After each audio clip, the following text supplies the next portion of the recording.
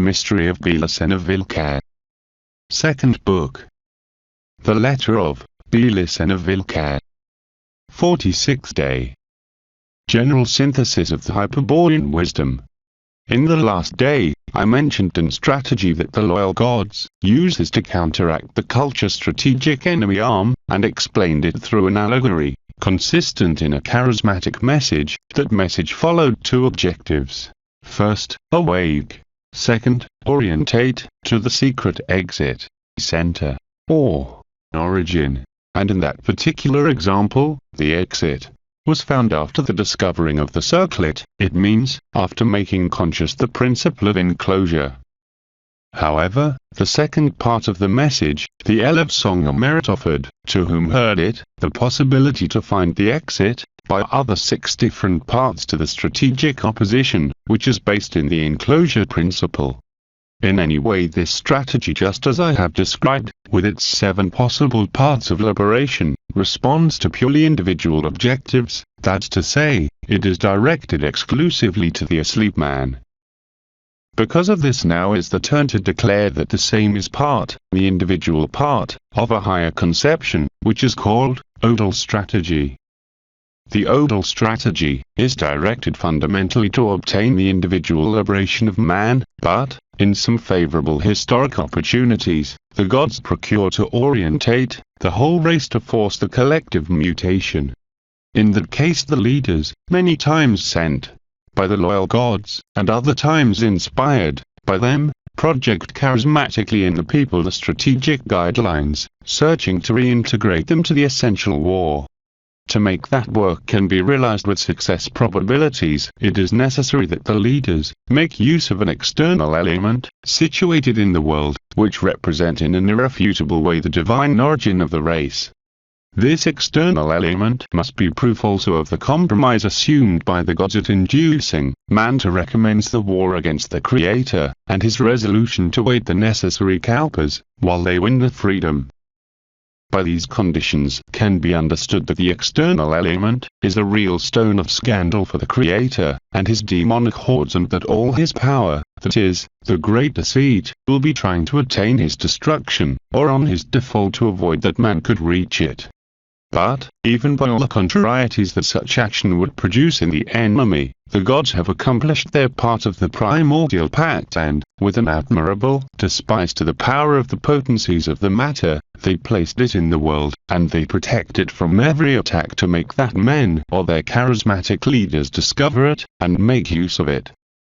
Thus, the Odal strategy at the gods is directed to the interior of every man through the charismatic chants, trying to wake up in them the memory of the origin, and to induce them to follow one of the 7 parts of liberation. But also procures to impulse the whole race to make it stop marching in the evolution, or progressive sense of the history, and rebelling to the plan of the one, and in an inverse jump, transmute the animal tendencies of man, and recover the divine Hyperborean nature. To achieve this second purpose, not individual now racial, I have said that it disposes of an external element. What will be, specifically, this external element? This thing, to which I have attributed such wonderful properties? It treats about something which only its description would take many volumes, and that, in past days, I have called Grail. Being impossible to reveal here a mystery that has been impenetrable to millions of people, I will try, as usual, to approximate to it through some commentaries. I asked what will be specifically such wonderful thing called Grail. I will start from there. Specifically, the Grail is a stone, a crystal, a gem. There is no doubt about it. But is not a terrestrial stone. There is no doubt about it too. If it is not a terrestrial stone, rest to wonder what is its origin. The Hyperborean wisdom affirms that it comes from Venus, but doesn't ensure that it is the origin. It can be supposed, due to the missing of other precision, that the lords of Venus brought it to the Earth from that green planet. But the lords of Venus are not natal from Venus, they come from Hyperborea, an original center that not belongs to the material universe, and which memory of blood has taken to many asleep men to identify it erroneously with the Nordic continent, or disappeared polar. According to the Hyperborean wisdom, the Grail was extracted from the solar system by the gods immediately after that they had erupted from the door of Venus to establish themselves in Kaitraba, it means, in Valhalla. Whatever how it was, there is another concrete aspect that is convenient to consider. The Grail is a gem, which has the major importance for the gods, in such way that they are not disposed to abandon, or to lose it. For camaraderie and solidarity with the asleep man they have situated it in the world. But at the end of time, the Grail will be recovered, and return to its original place. What is the reason of such immeasurable interest to conserve the mysterious gem? Because it has been momentarily removed from the most beautiful jewel ever seen in the universe of the One. From that jewel, that no one would be able to imitate in this, or in other worlds. Neither the master goldsmiths, or the constructors Dephas, or the planetary angels, solar, or galactic, etc. Because the Grail is a gem of the crown of Christus Lucifer, who is purer than the purest of the loyal gods, the only one who can talk face to face with the unknowable God. Christus Lucifer is who being in hell is beyond hell. Being able to stay in Hyperborea, by the light of the unknowable God, Christus Lucifer wanted to come to the rescue of the captive spirit, making the incomprehensible sacrifice of his own self-captivity. He is established as the black sun of the spirit, illuminating charismatically, from behind of Venus, through the Paracletos, directly into the blood of the asleep man. How, a gem of the gallant Lord, has been smudged falling here, to the earth, one of the most repulsive sewers, of the seven hells. Because he has disposed in that way. Christus Lucifer has given the Grail to men as an irrefutable material proof of the divine origin of the spirit. The Grail is, in this sense, a reflection of the divine origin, which will guide us ahead like the vacillating route of the rebel spirits that have decided to abandon the slavery of Jehovah Satan. You have seen what the Grail is, a gem of the crown of Christus Lucifer. You'll see now what does the Grail represents to the captive spirits. Firstly, the Grail is connected to the incarnation of the spirits, which meaning has to be firstly searched in relation to the mystery. That can be explained if we have in mind that millions years ago, when the traitor gods allied to the demiurge Jehovah Satan to incarnate the Hyperborean spirits, Christus Lucifer gave his gem to make that the truth of the divine origin could be seen by mortal eyes. For this reason the Grail, placed in the world as a proof of the divine origin of the spirit, gives sense to all the Hyperborean lineages of the earth.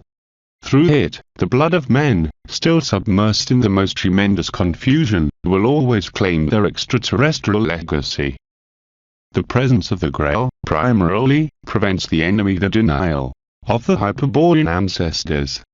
But just as the Grail gives a cosmic sense to the history of mankind, connecting them with the eternal race of the origins, and divinizes the Hyperborean lineages of the earth, also for the demiurge, due to the presence of the Grail, those lineages become motive of scandal, and target of the persecution and derision, of punishment and pain. The divine Hyperborean lineages will be, since the Grail, heretic lineages, forever condemned, one manvantara, by Jehovah Satan. The Grail has come to wake up undesirable memories, to valorize the past of man. Will be then the remembrance and the past what will be more attacked, and to erase it influence will aiming great grades the strategy of the synarchy. If it is possible to warn that attack, which is evident for the Gnostic view, it will be understood with more depth the historical function of the Grail. To put it in evidence, I will dedicate the next paragraphs. The main crime committed by man has been the denying of the supremacy of God. It means the terrestrial demiurge Jehovah Satan, and rebelling to his slavery. But man is a miserable being, immersed in a hell of illusion, where he thoughtlessly feels comfortable, with no possibilities to break the spell by himself. If he has denied the demiurge, and has rebelled, he has been in virtue of an external agent. But what thing in this world can be able to wake up man, to open his eyes to the forgotten divinity? If such thing exists, the demons will say, it is the most abominable object of the material creation. But that thing, that abominable object is not from this world, and of it is Eden, the captive spirit man. That green fruit, which later will be called grel, is an aliment that nourishes, with the primordial gnosis, in other words, with the knowledge about the truth of the origins. By the grel, forbidden fruit par excellence, the man will know that he is eternal, and that he possesses a divine spirit, chained to the matter that proceeds from a world impossible to imagine from the terrestrial hell, but for which feels nostalgia, and wants to return. Because of the grel, man has remembered. There it is his foremost crime. To remember the divine origin will be, from now on, a terrible sin, and those who have committed it will have to pay for it. That is the will of the Demiurge, the law of Jehovah Satan.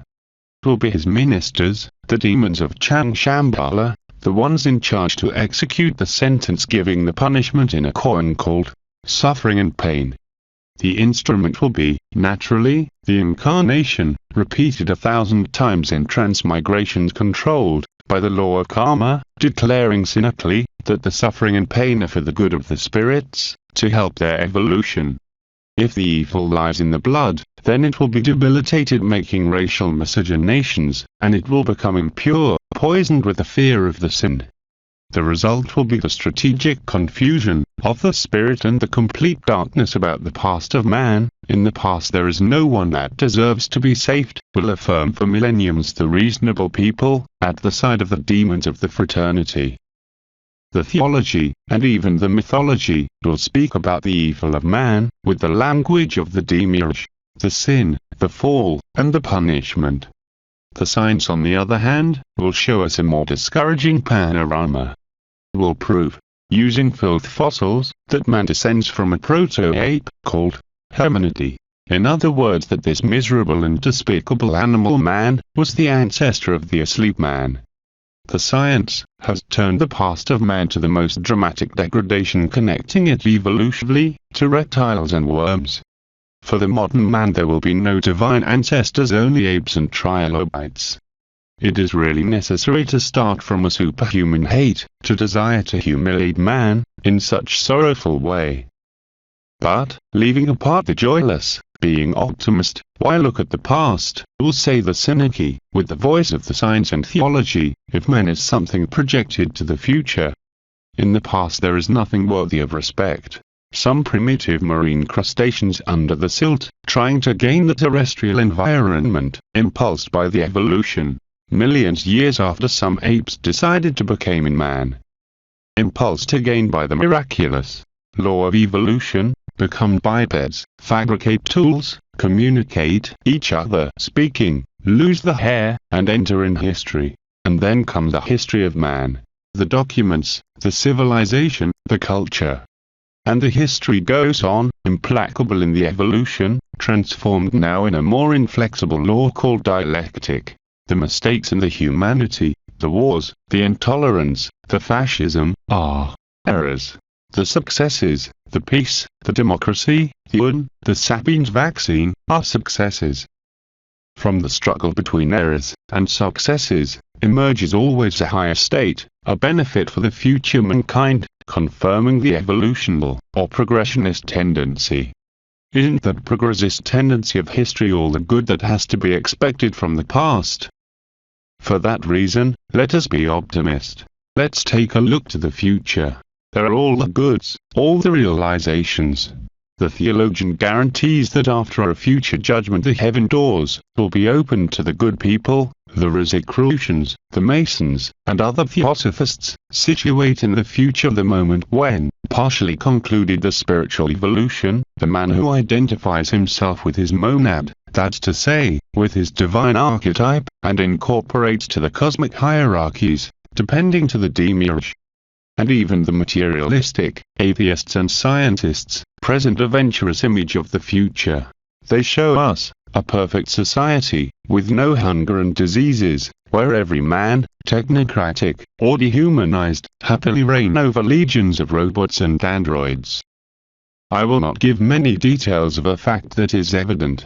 It has been attempted to erase the past of man, disconnecting him from his Hyperborean roots.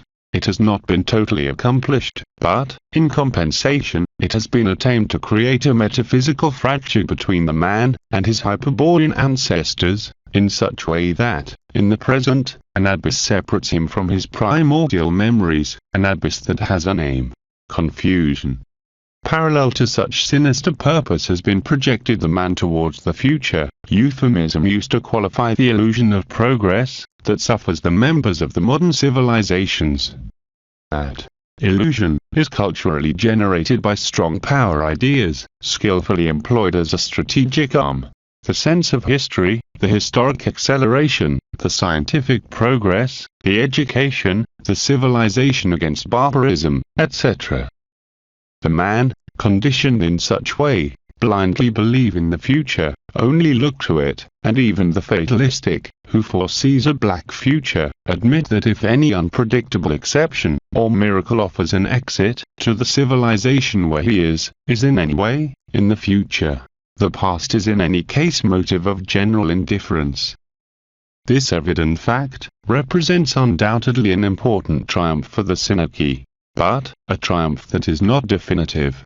In fact, Doctor, you have seen that the maximum pressure of the strategy at the Synarchy is applied to erase the past, in obscuring the remembrance of the divine origin, and that such attack is produced as a reaction to the Gnostic action of the Grail. But the Grail is not just a forbidden fruit, consumed by man in ancient times, immediately to his enslavement. The Grail is a reality that will remain in the world until the last Hyperborean spirit remains in captivity. By the Grail, it is always possible for men to wake up and remember. But, to make use of its gnosis, it is indispensable to understand that the Grail, as a reflection of the origin, illuminates into the blood from the past. Its light comes backward to the sense of the time, and due to this no one that has succumbed to the enemy strategy will be able to receive its influence. It has seen that a powerful cultural strategy projects the man to the future, and tries to erase the past, and to confuse his memories. But the Grail has to be searched, looking to the future, because in such way never will be found. In regard to the truth, the Grail has to be searched at all, if with such search, we understand an action that involves movement. Only search the Grail those who have not comprehended its metaphysical meaning and believe, in their ignorance, that it treats of an object that can be found. I will remind one of the medieval stories about the Grail, which, even deformed, due to its Judeo-Christian adaptation, keeps many elements of the Hyperborean tradition. On it, Parsifal, the pure madman, goes and searches the Grail. Due to his ignorance, commits the disparate to begin the quest, traveling chivalrously, for different countries. This displacement aims essentially to the future, because, in every movement exists an imminent temporality, and inevitable, and, naturally, Parsifal never finds the Grail, searching for it, in the world. Until after years of vain quest he understands that simple truth. Then one day, completely naked, he presents in front of an enchanted castle and, once inside of it, appears the Grail. He doesn't find it, and his eyes are opened. He realizes then, that the throne is available, and decides to claim it, becoming finally a king. It must be seen in this allegory that Parsifal understands that the Grail has not to be searched in the world of Elpades, through the time-flowing consciousness of the Demiurge, and he decides to make use of the Hyperborean strategic path. For it, he situates himself naked, without the pre-aiming and cultural premises, in a castle of fortified area, by the law of the enclosure, disassociating himself from the time of the world, and creating an own time, inverse, that aims to the past. Then, appears the Grail, opening his eyes. Memory of blood. Parsifal realizes that the throne is available, that the spirit can be recovered, and decides to claim it, submitting to the tests of purity of the secret paths of liberation, and becomes a king, transmuting into a man of stone. I hope that I have clarified that the Grail must not be searched because it appears when the consciousness of man has been synchronized from the time of the world, and has been despoiled of the cultural mask. I want to show now another aspect of the enemy reaction that has motivated the presence of the Grail. Because of the Grail, the man commits the crime of awakening. The sin, and the punishment is the suffering and pain, through the incarnation and the law of karma. The ones in charge to assure the law, and those who were most offended, for the Hyperborean remembrance of the awakened man, are the guardian angels, that is to say, the demons of Chang Shambhala, and their wide fraternity. There is, apart to this one, a direct reaction of the Demiurge, which is convenient to know.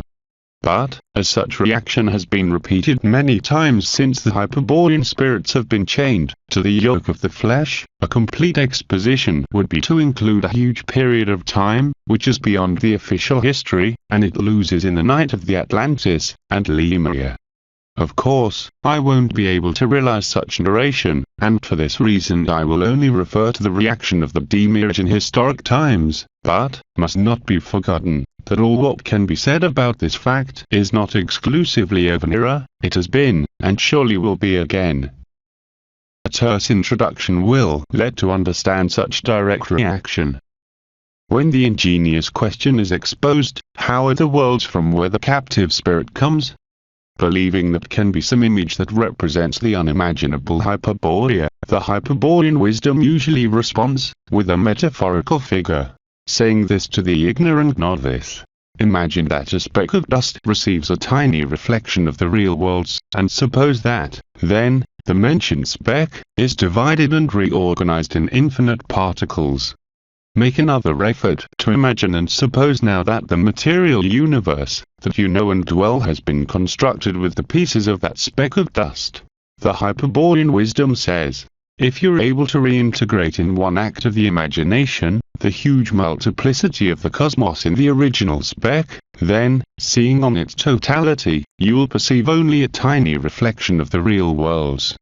If you're able to reintegrate the cosmos in a speck of dust, you will see only a deformed image of the homeland of the spirit. That is all that can be seen from here.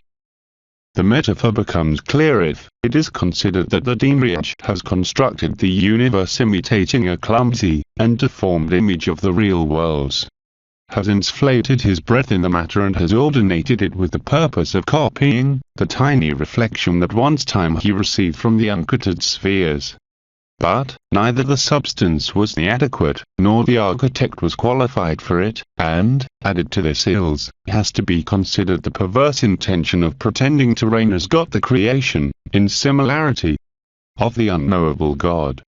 The result is at sight, an insane and malevolent hell, in which, long time after his creation, by a mystery of Elev, incalculable eternal spirits were enslaved, condemned to the matter, and subjected to the evolution of life. The main characteristic of the Demiurge is evidently the imitation, through which he has attempted to reproduce the real worlds, and which result has been this vile and mediocre material universe. But, is on his different parts of his creation where can be observed the amazing persistence in imitating, repeat and copy. In the universe the whole is always copy of something. The atoms, all similar, the cells, which divide in analogous pairs, the social animals, whose gregarious instinct is based in the imitation, the symmetry, which is present in an infinite of physical and biological phenomena, etc. Without need of extending on more examples, can be affirmed that the overwhelming formal multiplicity of the real is just illusion, due to the interchange, intersection, combination, etc. of a few original forms. In reality the universe has been made only by a few different elements, no more than 22, that support, by their infinite combinations, the totality of the existent forms. Having present the imitative principle that reigns the creation of the Demiurge, can be considered now his direct reaction to the presence of the Grail. I said that the Grail divinizes the Hyperborean lineages, by proving in an irrefutable way the truth of the origin, and that the reaction of the demons have been to consider them as heretic lineages that deserve the most terrible punishment. But, while the demons were occupied in pushing men with the heaviest chains of karma, very different would be the attitude of the Demiurge. He, according to his characteristic, has wanted to imitate, and even overpass, the Hyperborean lineages, founding a sacred race which represents him directly, that is to say, that canalizes his will, and, through the same, reign over the incarnated spirits. A sacred race, that raising in the same environment of the people condemned to the suffering and pain of life, triumphs over them, to finally inflict the final humiliation of subjecting them to the synarchy of demons. Then when the Hyperborean lineages, immersed in the mud of the spiritual degradation, will exhale their last painful screams, those yells of horror will be the sweet music that the sacred race will offer to their God, Jehovah Satan, the demiurge of the earth. As I already said, the demiurge has attempted many times this plan. The gypsies, for example, are the ethnic remnant of a sacred race that prospered in the last Atlantis, when the traitor gods submitted to the synarchy of horror, the Hyperborean lineages. The incarnated spirits were precipitated to most infamous practices. The divine blood was degraded and confused by the indiscriminate interchange of races, and, what is worse, they achieved to realize fertile intercourses between men and animals with the assistance of the black magic. Thousands of human victims were immolated to satiate the bloodlust of Jehovah Satan, adored there in his aspect of God of the infernal armies. The cruelty, the collective orgies, different ways of drug dependence, etc., were all customs that the Hyperborean lineages had adopted, while in the eyes of the sacred race shined with joy the gaze of the demiurge, and the synarchy of horror realized their tyranny of a rich outcome. In such state of degradation, no one was able to receive the light of the Grail, neither to hear the song of the gods. Because of this, Christus Lucifer decided to manifest himself at the sight of man. He made it, accompanied by a guard of liberator gods, and this determined the end of the Atlantis. But, this is an old story. In recent times the demiurge has resolved to repeat again, as imitation of the Hyperborean lineages, the creation of a sacred race, that represents him and to which will be reserved the high destiny of reigning over all the countries of the earth. With the pact of blood celebrated between Jehovah Satan and Abraham, is founded the sacred race, and their descendants, the Hebrews, will constitute the chosen people.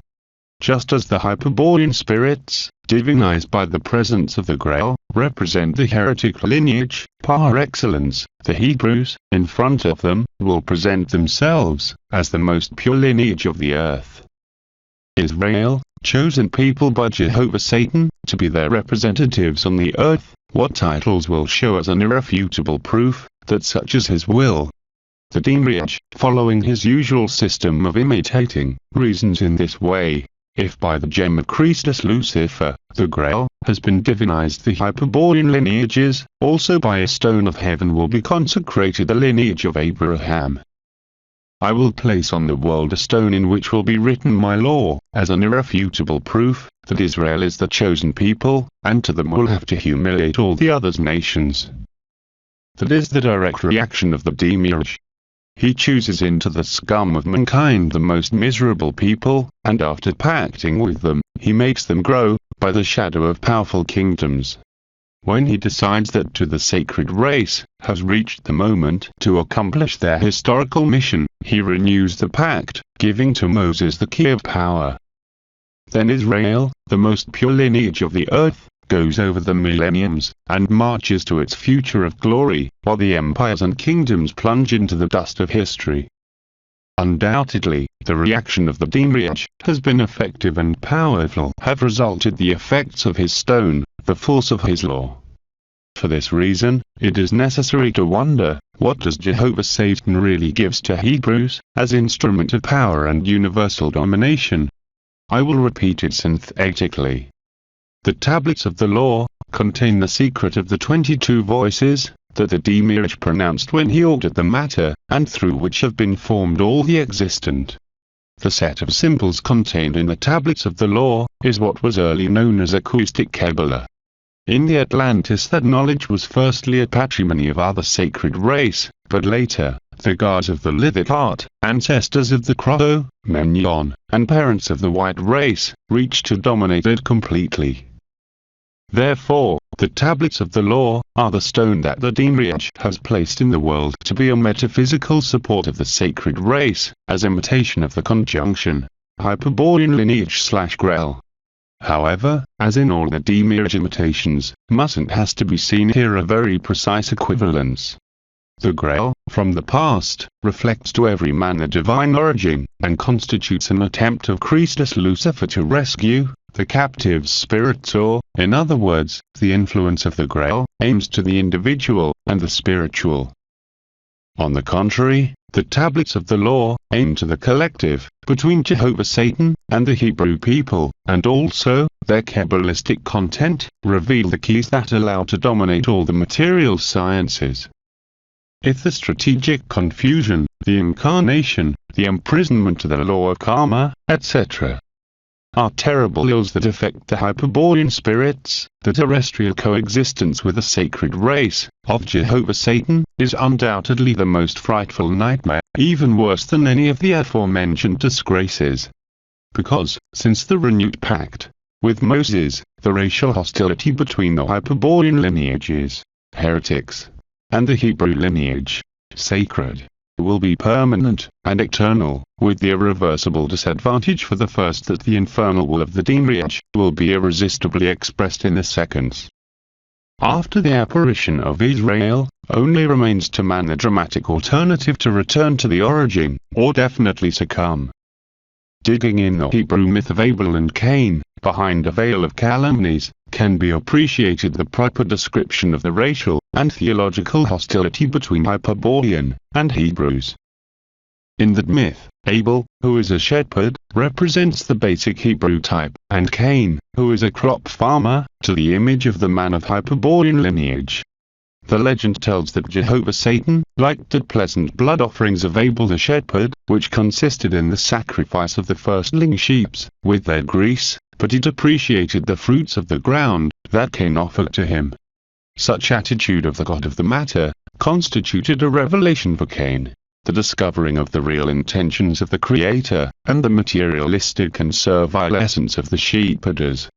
Then, Cain decided to kill Abel, the created soul. What motivated Jehovah to denounce that he was carrier of a mark, which revealed his murderer condition? That sign would be recognized in every era, by those who are like Abel, in those who demonstrate to be like Cain. That special effective criterion of Jehovah Satan has been perpetuated through the centuries, on the hate that the Hebrews feel against the Hyperborean lineages, hate that, do not forget, comes from the Demiurge, because Israel is Jehovah. To the feeble-minded, it means, to those who have been brainwashed, to later be converted and fanatic believers of the Bible, always result difficult to justify the predilection of Jehovah God, for the bloody sacrifice of Abel, and the despise of the agricultural production of Cain. However, all clarifies, if it is read under the Kabbalistic language, encrypted, the Genesis is an ancient interpretation of the fire holocaust. In effect, the holocaust of the firstling sheep with its grease. Genesis 4:4 represents the holocaust of the final death of mankind, and its transformation in the lie that will clean the abominable sign that is engraved in the warm stone. The oblation of Abel would be then burned, just as the Hebrews made with the corpses of the slaughtered animals hitherto, and the grease, mixed with the ashes, would form the soap, the bleach, that would clean the symbolic stain of the sin of Cain. Such sin is, naturally, to be a crop farmer, sower of cereals, worshipper of the goddess Emma, or Ceres, or Demeter, the virgin of Agatha, the mother of Natan, that's to say, who gave the seed of the wheat to men, the seed of the child of stone. The mark of Cain is, then, the sign of the warm stone, the symbol of the origin, that produces the incarceration of the eternal spirit to the matter. Due to this, Cain, carrier of the mentioned mark, will never die, will be immortal, just as all men that have spirit, even if they ignore it for being asleep. Robert Graves, and the Rabbi, Raphael Petty, in the book, Hebrew Myths, have extracted and synthesized the myth of Cain, from many Talmudic midrashim. Here is one of the official Hebrew versions that demonstrate the Luciferic spiritual character of Cain and the created nature of Abel. Cain responded to God's repression with a scream that still repeat the blasphemers. There is no law and no judge. When later he found Abel in a field, he said to him, "There is no future world, there is none reward for the goods, neither punishment for the evildoers. This world has not been created with compassion, neither mercifully governed. For what other reason has been accepted your offering, and despised mine?" Abel simply responded, "My offering was accepted because I love Jehovah God. Yours was despised because you hate him." Then Cain decided to hit and kill Abel. It is interesting to go deeper on the image of Cain. According to the Bible, was a part of a crop farmer, the first one who built walled cities, and the inventor of the weighing and measuring. His descendant Tubal Cain, mythical division of the same Cain, was a weapon manufacturer and of musical instruments. If is observed now, this image of Cain, through the light of the Hyperborean wisdom, will be verified that has many characteristic attributes with Hyperborean lineages. First of all, the association of the agriculture with the construction of walled cities is an ancient strategic Hyperborean technique, recently employed, for example, by the Etruscans and Romans, and that has been expressed with perfection by the German Henry I, the Fowler. On the other hand, the invention of the weighing and measuring, that the Hebrews attributed to Cain, the Greeks to Hermes, and the Romans to Mercury, allow to identify Cain with those two Hyperborean gods. And finally, the accusation of murderer and weapon manufacturer clearly reveals that the image of Cain represented some terrible warrior to the man of stone, when signalizing that attribute which clearly aims to the denunciation of that famous mark. In the Bible, sacred book of the chosen people, in the myth of Abel and Cain, are perfectly revealed the rules of the game. In the preference of Jehovah Satan to the Hebrew sheepherders, represented by Abel, and in the despise and punishment to the Hyperborean lineages, symbolized by Cain, appears expressed the metaphysical conflict of the origins, but updated now as a biological and cultural confrontation.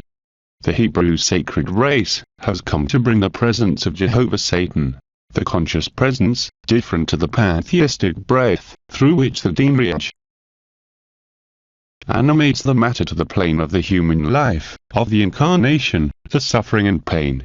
For this reason, the ancient transcendental hostility between the captive spirits and the demons transforms in an imminent hostility between the Hyperborean lineages and the material universe, because the sacred race is Malkut, the 10th Zephirah, in other words, an aspect of the demiurge. This has to be understood in this manner. Israel is the demiurge. It is worth to clarify it. According to the secret teachings of the Kabbalah, and just as can be seen in the Book of the Splendor, Sefer Yetzirah, or in the Book of the Holocaust of Fire, Sefer Rikeh, it means, quoting the most reliable sources of the Hebrew wisdom, for the creation of the sacred race Jehovah Satan exhibits one of his 10 aspects or Zephirot. The 10th Zephirah, Malkut, the kingdom, is the own people of Israel, according to the official Hebrew texts, which keeps a metaphysical nexus with the first Zephirah, Ketachron, which is the head, or supreme consciousness of the demiurge. In other words, there is a metaphysical identity between Israel and Jehovah Satan, or, if it is desired, Israel is Jehovah Satan. As I said before, the hostility between the sacred race and the Hyperborean lineages, hostility that has been declared in the myth of Abel and Cain, means a confrontation between them and the material universe, given the character of Malkut, division of the demiurge, which is Israel. Through Malkut, the demiurge has wanted to impose the royalty of the sacred Hebrew lineage to the other countries of the earth. If those Gentile countries have forgotten the past, and have submitted to the plan of the wide fraternity, then they will accept the Hebrew superiority, and the world will march joyfully towards the synarchy.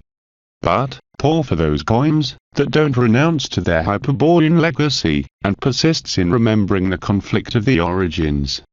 There will be no place for them in the earth, because with the presence of Malkout, the sacred lineage of Israel, the demiurge ensures their persecution and immediate annihilation. Dramatic destiny of the captive spirit. For millenniums remembering the origin, it means, to have a heretic lineage, was punished by the demons, with a strong karma, and the suffering, the pain, were such terrible that were finally forgotten. But, while this degradation occurred, in the depth of his heart, stirring on its blood, the condemned could participate of the memory of blood, and get the gnosis. Was his right. If he achieved go out from the swamp of the spiritual confusion, no one could avoid him to receive the light of the Grail, or to hear the chant of the gods. With Israel neither this miserable opportunity to wake up would be possible, because the conflict was settled in biological terms, racial, cultural. Who compromise himself in the conflict now must risk everything, because facing Israel is to face the same demiurge. Israel advances on history with an irresistible strength. Their ideas go dominating step by step the Occident culture, simultaneously to the growth of their financial power. Who will be able to oppose to the conjunction strength of the Judeo-Christianity, Judeo-Masonry, Judeo-Marxism, Zionism, trilateralism? Who could make jump the banks of the Rothschild, of Jacobus Schiff, of Cushing and Loeb, of Rockefeller, etc.? And who will compete against the Hebrews in the fields of science or art? I already described the fantastic material power reached by the Templar Synarchy in the Middle Ages. Think, Dr. Setonal, in what represents such power today. Against this organized forces, man has not even a minimum chance. For this reason, before such formidable power, the only valid strategic alternative is the racial confrontation. To the sacred race of Jehovah Satan oppose the Hyperborean lineage of the captive spirits. And in this clash of lineages, in this war taken to the field of the blood, the awake man, the one who remember, and want to return, will have to hear the chant of the gods and, following a secret path of liberation, find the exit, go back to the origin, and transmute into a man of stone. He will have accomplished, in this way with the first part of the Odal strategy. But, if a charismatic leader, awake and transmuted, puts in front of a racial community and decides to guide the people altogether back to the origin, will be able to apply on its totality the Odal strategy, taking advantage of the presence of the Grail. In this case, the leader will declare the total war against the demonic forces of the Synarchy, but especially will put the maximum pressure over the sacred race. Because they represent directly the enemy, it means the captivating demiurge.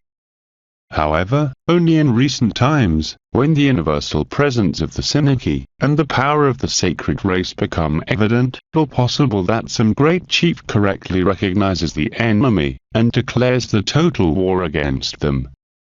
The irreconcilable hostility between the sacred Hebrew lineage and the Hyperborean heretic lineage could be exemplified considering the infinite times that have been produced confrontations and describing the different results.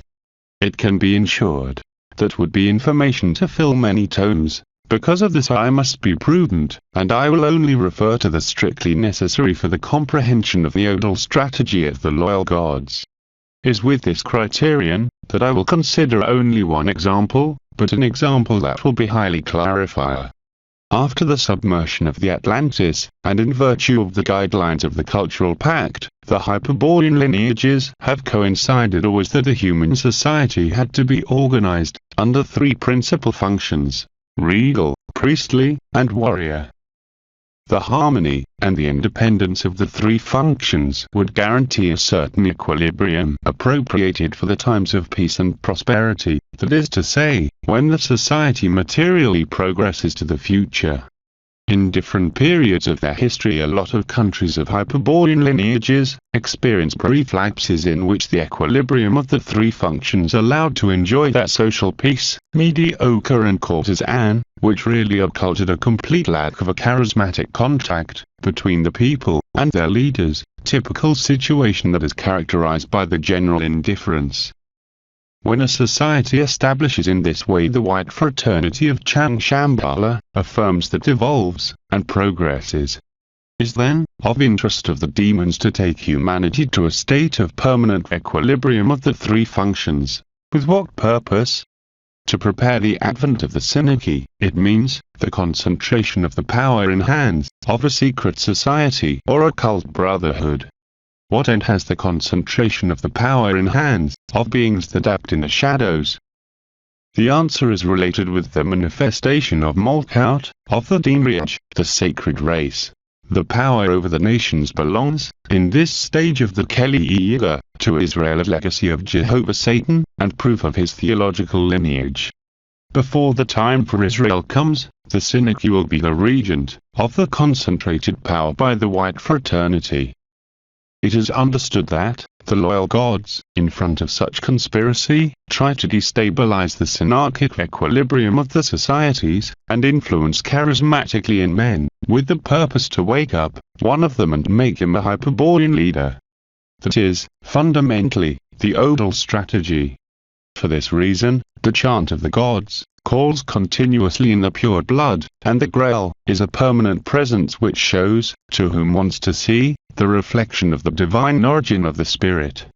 But it doesn't has to be believed that the Odal strategy only has success when happens an authentic transmutation from a sleep man into a man of stone. That is undoubtedly the most important success, but the same is not very frequent, especially in the case of leaders or conductors of people. There are, on the other hand, cases not too evident as a transmutation, but which beneficent influence in the organization of the societies has motivated to consider also as successes of the Odal strategy. I'm referring specifically to those leaders that, with some grade of unconsciousness, listen to the charismatic chant, and intuit some principles of the Hyperborean wisdom. But, because they are not completely awake, and ignore the origin of the message, proceed to apply in the government of their countries the strategic principles taking them as an own invention. I could abound in examples, but will have particular interest for you, Doctor, to consider the cases of those who have discovered, without knowing, the principle of enclosure. When in the mental structure of a leader has been incorporated the principle of the enclosure, his pure blood, and with it the chant of the gods, impulses him to apply the law of enclosure in all his concrete acts. Emerges in this way from particular societies even politic theories, philosophical, morals, etc. Conceived and executed according to the law of the enclosure, in the mark of the Odal strategy.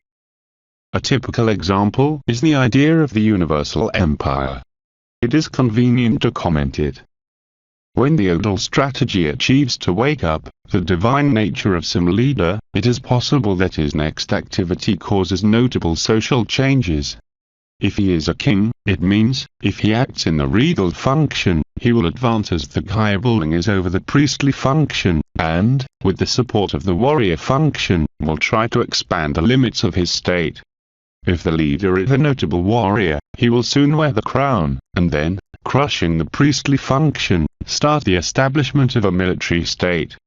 In the majority of cases the disequilibrium of the three functions is realized at the expense of the priestly function, which is usually lunar and synarchic. The important is that the leader, king, or warrior, at applying the law of the enclosure, on his vision of the society, generally concludes in the idea of the universal empire as the most appropriated to demonstrate the superiority of his race, and to perpetuate the memory of his caste.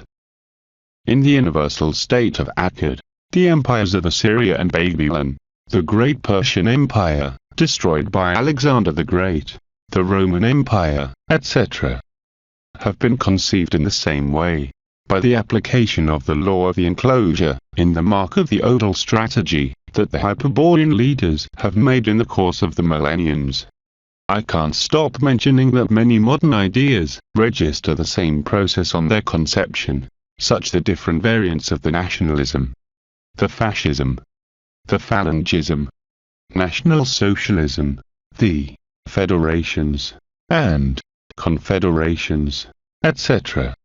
These, and many others politic theories, are the product of the application of the law of the enclosure, by some modern leaders.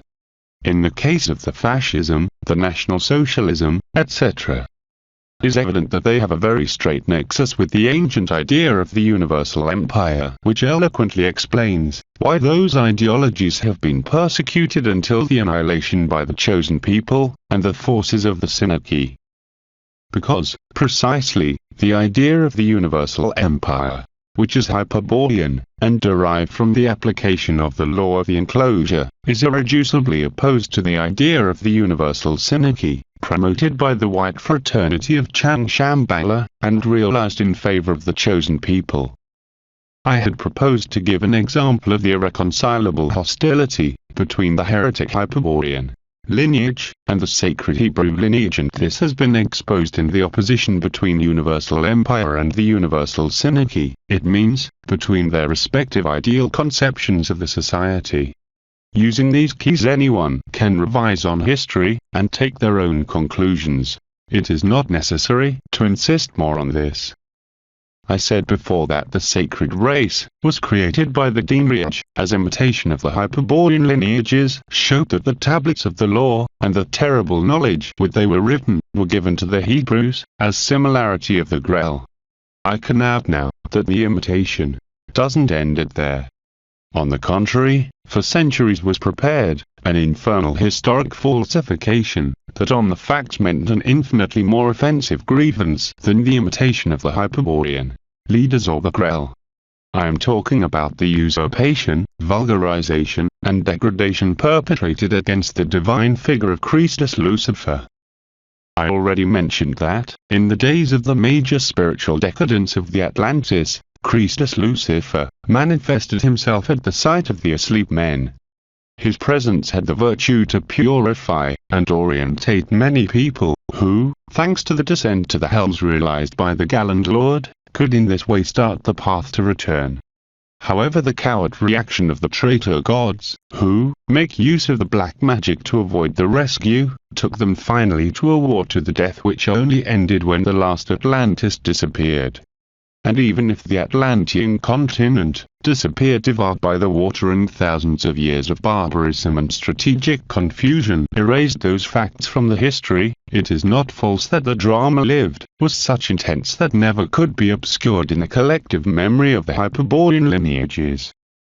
For this reason, when the Demiurge conceived the sinister idea to imitate, grossly, the redemptive image of Christus Lucifer descending amongst men, was inexorable that such infamy would unchain irreversible changes, and definitive confrontations. What pretended this time the Demiurge? Even if it seems incredible, he wanted to produce an imitation of the Hyperborean transmutation, a leap into the humanity. But don't amaze us too much. What he searched was a leap towards the future, and, above all, was trying to gird the members of the humanity, without any distinction for their race or religion, to a universal psychological typo, or in other words, a collective archetype. That archetype was, of course, the Hebrew race, because what was definitively searched was to Judaize the humanity, and prepare it to the universal government of the synarchy. To carry out such ambitious plan, numerous forces would be settled down, which would attend to the figure of the Messiah, and would make possible his terrestrial ministry. For the mission to prepare the vehicle, through which Jehovah Satan would manifest to mankind, was commissioned one of the Master of Wisdom, Jesus the Nazarene. Neither was omitted the attribute of the lineage, and because of this the Master Jesus incarnated in a Hebrew family, whose genealogy ascended until Abraham. But, the physical body of the Messiah would have a different constitution of a simply Hebrew. Mary would be impregnated by the gaze of one of the demons of the hierarchy, the angel Gabriel, who really uses the method of the field's intersection, one of the three ways of parthenogenesis that exists. In this form was imitating also to the Virgin of Agatha, Emma, the mother of Nathan, who was impregnated in Venus by other angel, the seraph Lucifer. The Master Jesus would animate through 30 years that superior body, but would be the Essene sect which, by all this time would be in charge to develop his esoteric potentialities, training him with the secrets of the acoustic Kabbalah. In this work the essence would be assisted by the masters of the hierarchy, and then by the traitor gods. All Chang Shambhala was concentrated to sustain the Messiah, because from the success of their mission would depend in high grade the future evolution of mankind. If the work of the Messiah triumphed, the whole humanity would be civilized, that means dazed, and would end the barbarism, that's to say the mythological remembrance of the divine ancestors. The worst of all this conjure was that the Demiurge, and his demons, counted this time with the memory of the blood, that the Hyperborean lineages still had of the Christus, of the Atlantis to attract them, to his imitation, the Jesus Christ, and through a fantastic confusion definitely submitted them. With what colossal hypocrisy was planned and executed the fraud. After Jesus Christ, who will be able to distinguish between the Christus of the Atlantis and his caricature? Only a few have suspected the deceit, Gnostic, Manichaeans and Cathars, and against them the anathema of the dark forces, the persecution and annihilation. Because this Jesus Christ, as Jewish archetype, allows many interpretations, all legal, according to the convenience of the synarchy, there is a Redeemer Christ, a compassive Christ, a Christ that will come, a God Christ, a man Christ, a social revolutionary Christ, a cosmic Christ, an avatar Christ, etc. What will be never allowed to conceive, or remember, to no one, is a Christus of the uncreated light, it means, a Christus Lucifer. After Jesus Christ, this will be the worst sin, the higher heresy, and the deserved punishment will be exemplary. In the year 30 of the Christian era, the Verb made itself flesh, and dwelled amongst men. The one who, by own word created the world, has dressed with the clothing of his Hebrew archetype, molk out, and manifested to men in the person of Jesus the Nazarene. Phenomenon of the phenomenons, marvel of marvels, what prodigious spectacle to have seen the Demiurge converted in man. It has to be recognized that this time existed an undeniable quality, on his infernal idea of imitating the Christus of the Atlantis, and to take advantage of the memory of blood of men. The result is at sight. Slowly, people get out from barbarism, and the civilization extended up to the last corners of the earth. And men slowly, but inexorably have gone adapting to the Jew psychological pattern. How is achieved this success? By what collective alchemy the ephemeral life of Jesus Christ attained to influence over mankind for millenniums until it reached their complete degradation. Was only the memory of the blood of the Christus of the Atlantis, which determined such result, or there were other occult factors that contributed to the confusion of mankind, and their actual degradation. Without entering in many details, because this theme is for long, I can say, the Hebrew archetype of Jesus Christ, which was like all the archetypes in the archetypal plane, was precipitated to the physical plane, or updated during the incarnation of the Demiurge in the body of Jesus the Nazarene. Such actualization of the Morkout archetype means that has been established a permanent force on the earth, which acts in equivalent way to the gravitatory, pushing men to the Jewish form. This is due to a reason which is also a secret. Jesus Christ has not disembodied. On the contrary, he has situated since then, in the core of the earth, with the King of the world, irradiating from there his archetypical potence. Today we would say genetic information, on infinite geopocentric axes, which start from the terrestrial core, and across the spinal column of men. This is the permanent archetypal force of Jesus Christ. But, is not the unique. Also acts over the men an emotional Jewish influence, irradiated by the own chosen people of Israel, because the sacred race is part of the occult anatomy of the earth performing the function of Hard Kekra, or Anhata Kekra. Referred to the last question, it is worthy to stand out, that the animal man, created by the Demiurge, millions of years ago to make him evolve, according to the plan that follows the 7 realms of the nature, tended naturally to make a typo that responded to some basic archetypes. However, since the year 33 of the Christian era, can be ensured that the Jewish archetype of Jesus Christ is now the psychological archetype of men, that is to say, the type to which the evolution tends.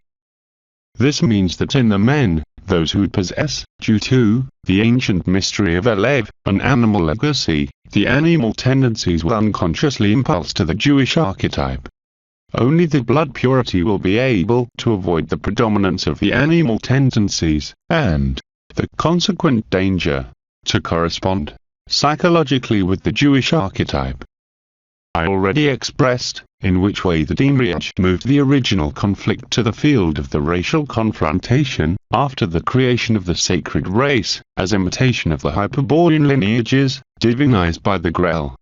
Now it has been recently seen, how a new imitation, this time of Christus Lucifer, has meant another destructive advance against the Hyperborean lineages.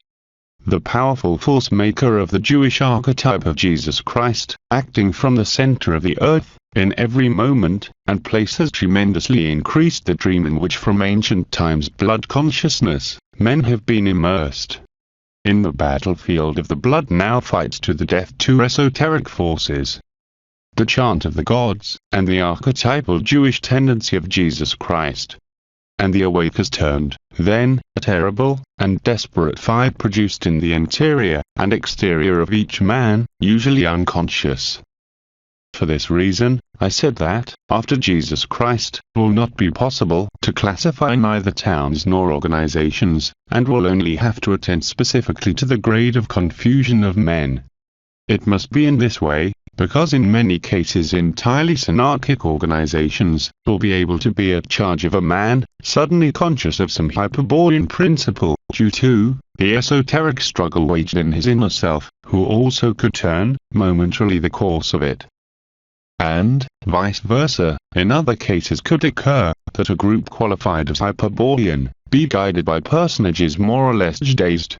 In the extreme we will have Hebrews, Jews by blood, rebelling from Jehovah, and trying dramatically to recover their Hyperborean legacy, case that can occur with more frequency than it is usually imagined. In the other way we will find many times people that by blood, declare to be perfect Aryans, but psychologically demonstrate to be more Jew than the Talmud.